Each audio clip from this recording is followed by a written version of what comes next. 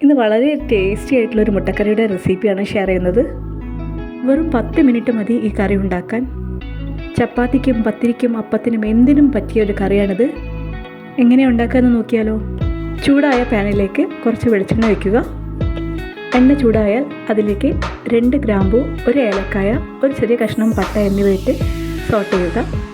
ഇനി ഇതിലേക്ക് കുറച്ച് കറിവേപ്പില, ഇഞ്ചി, വെളുത്തുള്ളി ചതച്ചത് എന്നിവയിട്ട് നല്ല രീതിയിലൊന്ന് സോട്ട് ചെയ്യുക. ഉള്ളി ചെറുങ്ങനെ വാടി വന്നാൽ അതിലേക്ക് 1/4 ടീസ്പൂൺ പെരുംജീരകം, ഒരു 4 പച്ചമുളക് നടുകീറിയതിട്ട് വഴറ്റുക.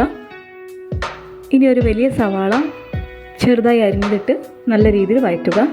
പെട്ടെന്ന് വഴന്ന് കിട്ടാൻ കുറച്ച് ഉപ്പിടാം. ഉള്ളി നന്നായിട്ട് വഴന്നിട്ടുണ്ട്. ഇനി നമുക്കതിലേക്ക് പൊടികളിടാം.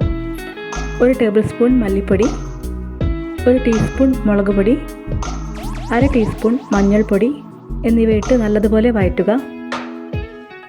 മല്ലിപ്പൊടി നമ്മളെപ്പോഴും പച്ച മല്ലിപ്പൊടി എടുക്കാൻ വേണ്ടിയിട്ട് നോക്കണം. എല്ലാം കൂടി നല്ല രീതിയിലൊന്ന് വഴറ്റിയെടുക്കുക.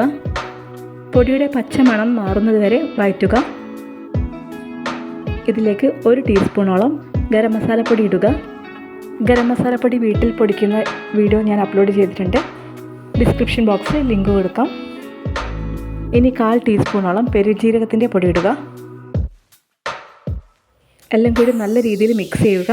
ഇനി നമുക്ക് ഒരു വലിയ തക്കാളി നൈസായിട്ട് സ്ലൈസ് ചെയ്തത് ഇട്ട് നല്ല രീതിയിലൊന്ന് വഴറ്റിയെടുക്കാം. തക്കാളി പെട്ടെന്ന് വഴന്ന് വരാൻ അതൊന്ന് മൂടി വെച്ചാൽ മതി. ഇപ്പോൾ ഉള്ളിയും തക്കാളിയും പൊടികളെല്ലാം കൂടി നല്ലതുപോലെ കുഴഞ്ഞു വന്നിട്ടുണ്ട്.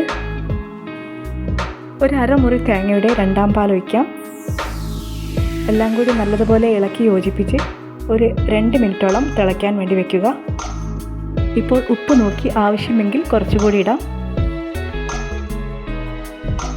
കറി ഒന്ന് കുറുകി വന്നാൽ അതിലേക്ക് നമുക്ക് 1 ടീസ്പൂണോളം കുരുമുളകിൻ്റെ പൊടി ഇടാം.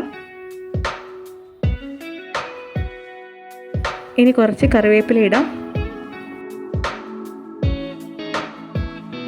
ഒന്നുകൂടി വഴറ്റിയതിന് ശേഷം നമുക്കതിലേക്ക് 1ാം പാൽ ഒഴിക്കാം. തേങ്ങയുടെ 1ാം പാൽ ഒഴിച്ചു കഴിഞ്ഞാൽ പിന്നെ അധികം തിളയ്ക്കേണ്ട ആവശ്യമില്ല. ഇനി അടുപ്പിൽ നിന്ന് ഇറക്കാം.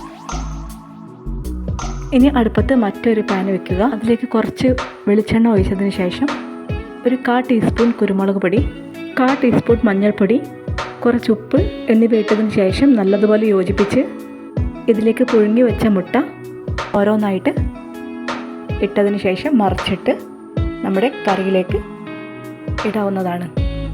അങ്ങനെ ടേസ്റ്റി മുട്ടക്കറി തയ്യാറായിട്ടുണ്ട്. എല്ലാവരും ഒന്ന് ട്രൈ ചെയ്ത് നോക്കുക.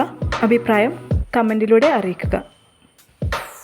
ഇനിയും ഇതുപോലത്തെ രുചികരമായ വിഭവങ്ങൾക്കായി സബ്സ്ക്രൈബ് ചെയ്യുക.